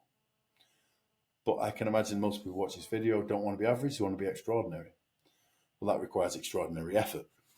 It's one of the things that slows my business growth down because I'm still training like an athlete. And they say, and I've just put, this is me saying simple exercises is a waste of time. Most will tell you, remember the key to creating a simple fitness routine is to start small and gradually increase the intensity and duration of the exercise over time. Well, in my opinion, you should be exercising at the start and we're just going to just show up. That's like a show up kind of attitude. No, we don't show up. We go and, as I said, winners win. We aren't just there to turn up and go through the motions and get a participation medal, which is unbelievably a joke. You go to bodybuilding show and they give everyone a medal. Why? You didn't place. Why'd you get a medal? It's an insult to the winners, and it doesn't give the guys who are getting them any kind of pride because they were like dead last, or they're out of the top 3 or even top 6. So they don't get any reward from that. There's no gratification at all. Actually, it's a hindrance. We are turning up to win. And yes, you can't always control that, but you can control every single thing that you do. So we're not just turning up on a simple exercise routine. We are turning up and we're busting our balls to push the limits and see what we're truly capable of. Because that's when you get self-belief, self-confidence, delayed gratification, and the ability to be ultra successful. All sorts of fitness. Because the one thing I've seen is the difference between ex-athletes. Athletes' mentality is just second to none. But that's where mine comes from. If you want extraordinary results in anything, then you need to put in extraordinary effort for as long as it takes. Embrace the lonely chapter. The lonely chapter is the period, like I said before, when you've grown enough that you've now got not much common ground with your old friends and they're just like crabs in a bucket pulling you back. But you've not done enough development to realign with the people that you're going to align with later on when you become the man or woman you're supposed to be.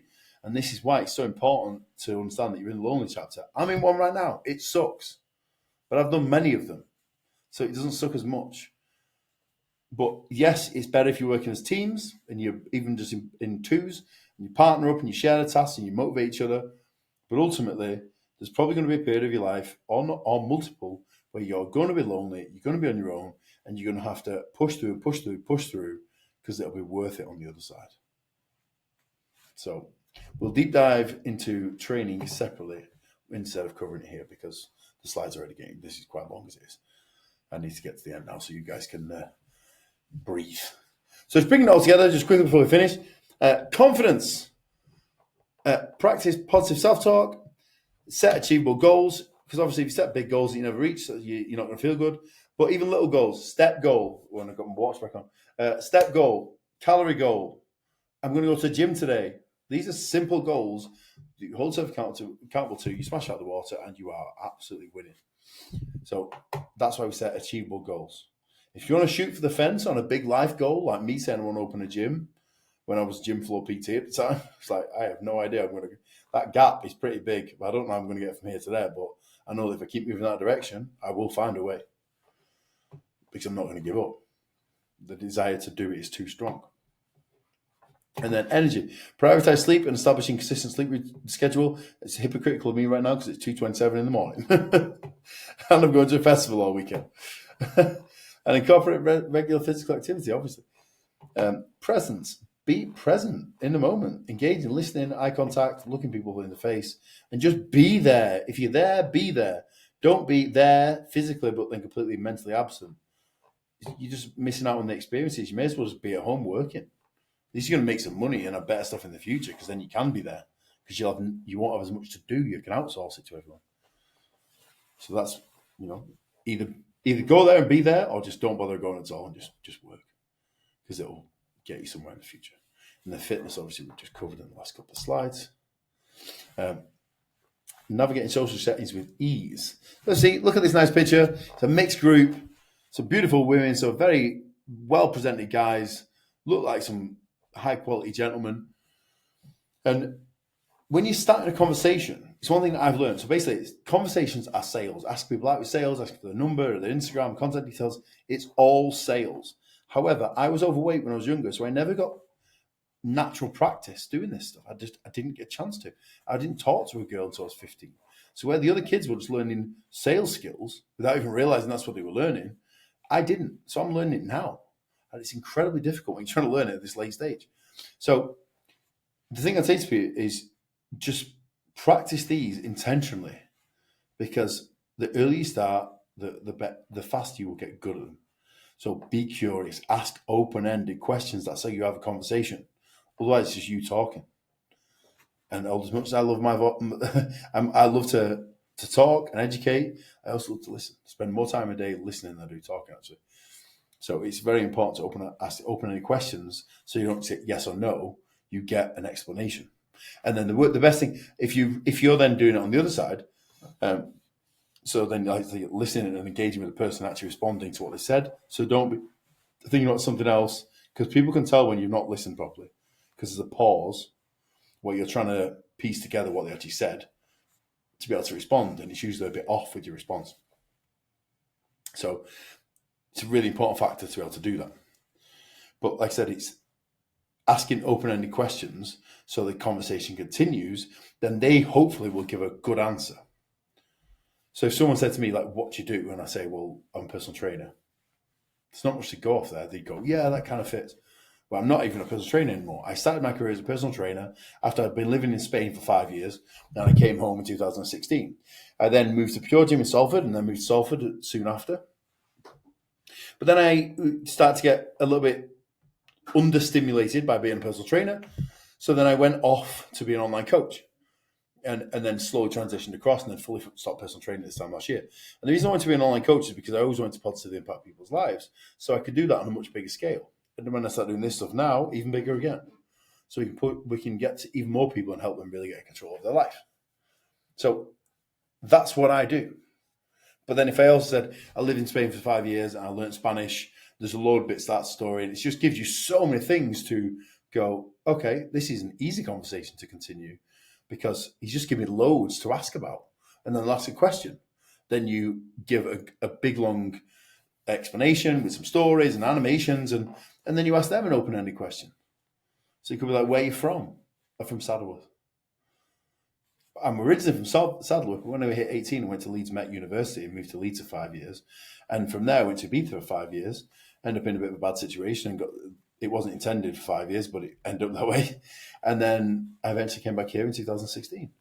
But in the process of being in Spain, I met people from all over the world, and it was incredible. That's why I learned Spanish, because there was guys that I knew just had good energy and they were attractive in so many ways, but I couldn't speak to them to find out about them properly. So I learned Spanish just to speak to these guys. So someone else goes, oh my God, that's so interesting.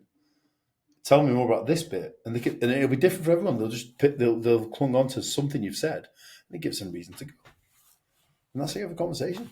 But people don't know this basic conversational skill. And then the same with building rapport. So find common topics of interest. I had this at a festival. Some guy was going down everything. Do you like football? No, I actually don't. Do you like rugby?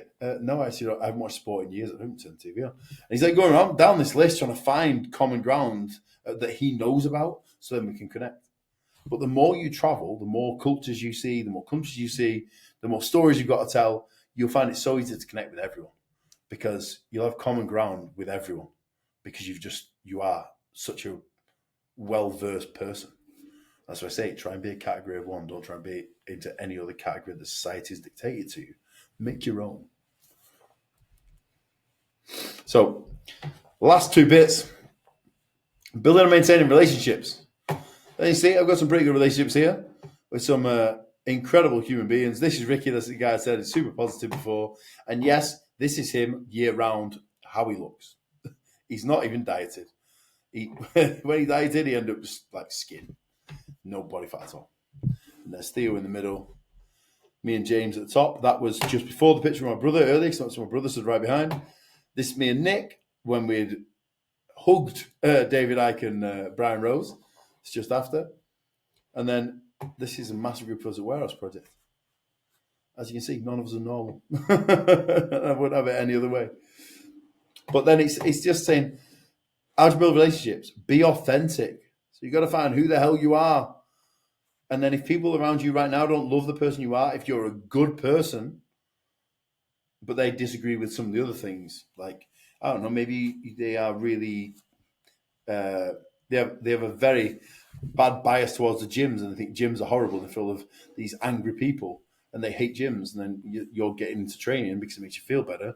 Well, that's your authentic self. You want to be that person, and they're stopping you. So then, do you remove the gym or do you remove them? Well, this is who you truly are. So you've got to follow yourself. Trust me, you're cutting off one person, not like in a harsh way, but you're closing one door to open the door for someone else to step in through. And that person will be a significantly better person for you, because they're going to love you for the person that you truly are, because now you're living life as yourself, not the person that your family, your friends, your colleagues want you to be. Active listening, we talked about communication, we talked about quality time. Jesus Christ, give people quality time, undivided attention. You don't have to do it that often, but it's also good for you. Have support, so offer support and encouragement without wanting anything in return. Just do it to be nice. That will have a big impact on you, because the fulfillment you get from helping other people is incredible. And be a trustworthy individual. That was one of the biggest things for me. I got told, I feel like I trust you, I feel safe with you. And I thought that was a real moral obligation to be able to be a trustworthy individual, because if I wasn't, I shatter someone's reality so much more. Most people have been through some bad stuff. I can tell you that I don't know all of the girls here, but most of them will have been through abuse of some kind. Which is disgusting, but it's the way it is. But then when you're a trustworthy guy, then someone lets their guard down. So you have a strong moral obligation to protect them spiritually now, because you can absolutely destroy them otherwise. If you seem a bit of an untrustworthy guy, they're never going to let their guard down. So if you're someone who is going to make people feel that way, which is fantastic to do, be prepared for the fact that you now have a moral obligation to be consistently that person for that person. Otherwise, you're going to really damage them. So, conflict resolution as well. By the way, this is something I learned as a doorman, but it's one of the most amazing life skills I've ever learned. Because not only do you feel more capable and confident walking on the street, because, well, how many fights have I been in? God knows. That's why I learned then different things like martial arts and Thai box and stuff, because I wanted to defend myself more, which is then part of being a man. You need to have the ability to be capable to defend people, because you have people within your care.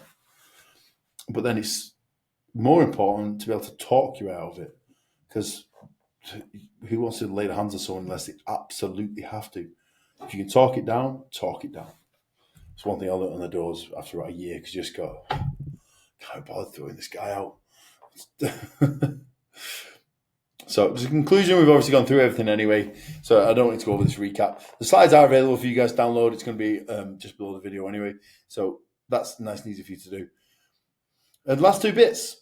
Conclusion, joining the brotherhood. So as you can see, this is what me and my friends like. You know, you say, look at this big loving hug here. This is Christian. Who's my old coach. That was me walking in saying, hey, it's better than last year. Because the year before he was coaching me, I was competing, and my body was just falling to pieces. And we had a laugh. But obviously, like I said, when you've developed enough to become the person you're supposed to be, then look at the people I'm surrounded by. It's no surprise that everyone's a bodybuilder, because they're the people, we resonate more with each other. And especially when it's bodybuilders who like parties. Well, that's all of us now as well. So Christian didn't used to. Now he's got into it. The guys in the bottom corner, that's the reason we're all friends in the first place. The guys above them, I know from Manchester. The guy in the middle, on the bottom row, again, I know from Manchester, from the gym, and that was a warehouse project. So we've got multiple locations here, and it was just so fantastic to spend time with all these guys. I'm so glad I've got people like this around me, because these are high-quality men. These are real men, gentlemen, and set a good example of how a man should be. And is it a surprise then that these guys have an abundance of almost everything? No. So that's the things just to cover. If you want to continue your personal growth journey, best two ways to do that, you got the QR codes here. So you can, I'm just going to hold it here for a second. So they can join a community, which is on SKOOL. I've got the SKOOL community. I'm trying to add to it more and more because I've got some backdated stuff to put on there. And then it's just going to help you guys be able to do some education for free. But if you really want some hands-on stuff and get some progress as fast as possible and really, really accelerate it, for the guys on this call, I want to give a discounted price. Not because I give discounts. I always think discounts show a lack of self-belief in your own program. But it's because there are certain occasions that still call for it. So it could be going into January when people will be short of money, or even through December. And then something like this is because you've come to the end of the call. I mean, I should have said this earlier in the call. Stay to the end. I've got a special gift for you. So the price for the one-to-one mentorship is normally an upfront investment of £1,000 for the first 3 months. However, for anyone who's now sat here on this call, I want to drop that down to $850. The upfront investment of $850 for the first 3 months. We also have different payment options, which make it a little bit easier because you can use, unless you've got terrible credit, you can set up with a number of companies that we actually use, and that allows you to pay over even a 24-month period. So that would mean your monthly fee would work out a quarter of what it is actually being charged. The money then comes to me, and then it's just paying off the installments every month. So that means that where clients in the past have sometimes had to wait, so I can't really afford it yet, but I need to change, I need to do something. Well, we've got the community anyway, which is going to get more and more information, so that's going to help. But it's also the mentorship. We can't afford for someone to wait 6 months, 12 months until they've got enough money to afford it. Let's just get started now. We'll set up a different payment plan. And then the money that you would have been saving each month to then come back to me with it as an investment would be enough to cover the lowest cost repayments. Problem solved. That's why we've got the 2 QRs on here. And you guys can really, really work from there. Because ultimately, the coach side of things is really important. I mean, I struggled for so long. And then I finally hired someone when I got to the point of knowledge where I didn't really need one, which was frustrating. But it is what it is. You need to just get as empowered with knowledge as you possibly can. And that's why I wanted to leave you here for another couple of minutes, just so everyone can take note of this and do whatever they need to do. Because all you have to do is go on the QRs and we go join the group. And then we also go work with me, and it'll take you straight to a call booking link. And then it's getting people on. So I said it's bringing that price down slightly, so we're able to accommodate for more people. Because I know not everyone's got an abundance of cash right now, although I've just talked about abundance. Some people have less, and it's most important to get them to a place where they're able to stand on their own 2 feet a little bit more. But that's why the community was such a good idea. But also the one-to-one mentorship is also needed, because there's so many times when people have misinterpreted something or they've not explained properly, and then they use message someone like me, and I have to try and explain it to them as best I can. And it really helps, but not the same as if we just do it right from the start. So that's something that I really, really want to do. Working with you guys, I kept a few slots open intentionally for this, so you can snap them up as quick as possible before they go, because we are limited less than 5 people now. Otherwise, it'll be over capacity and the service quality will drop. So it's a fantastic opportunity. You won't be able to get this opportunity again to save that extra money. And like I say, it's something that will be invaluable to you if you use it properly. If you drain me of my knowledge, I always encourage people to do this. Drain me of my knowledge. You've got 20 years of mistakes, trial and error there. Plus knowing all the other top coaches in the industry. The knowledge pool is huge. But it's just understanding that we need to get to that that position working together, and then we're able to just dissect every single little detail. So then you can just strip me dry. And listen, it's no surprise that the people who put in the most effort, most communication with me, always get the best results. Always. Without a doubt. So it's being very aware of that as well. So, like I said, at the very least, joining SKOOL and then looking at the one-to-one mentorship. I'm also looking at doing some group stuff, but I need a location first. I'd really love to do that, where we can do some in-person things, train together, get some content with it, video it, and show you guys doing tough sets. Then we move on to a restaurant or something afterwards. And I even wanted to build a podcast studio instead of being here, build a proper studio so you do all in one day. I think that'll be absolutely incredible, and an incredible experience for you guys as well. But then it's trying to build something in the middle of this, which would be a group training program, which creates a brotherhood of men to support each other and win together. Because that's, like I said before, my aim, we all win together. So it's something that is very close to my heart. But if you want any more detail, you can just drop me a message. And then obviously if you want to book yourself straight in for a call, based on what you've heard here today, especially, because this is only a tiny, tiny area that we work within. There's many areas we work within. And then we can get things set up for you and just watch that progress just accelerate through the roof. So I'm excited for this. But like I say, QR code's there, get those scanned, join the group, look at the mentorship, even if it's just, I actually want more information, so we'll keep it as a 10-minute call just to get some more information. It is a discovery call. And then you're not necessarily looking to buy, whether that's financial, whether it's the wrong program, whether you're working with someone, whatever. The main thing is that we then understand the full situation. So I'm looking forward to speaking to you all, and just make sure you get everything done here, and then we can speak over the DMs and really try and find out a bit more about you, jump on a call, and then take things from there. So I love you all. I appreciate you. And make sure you're practicing gratitude, showing appreciation, because your life will severely change.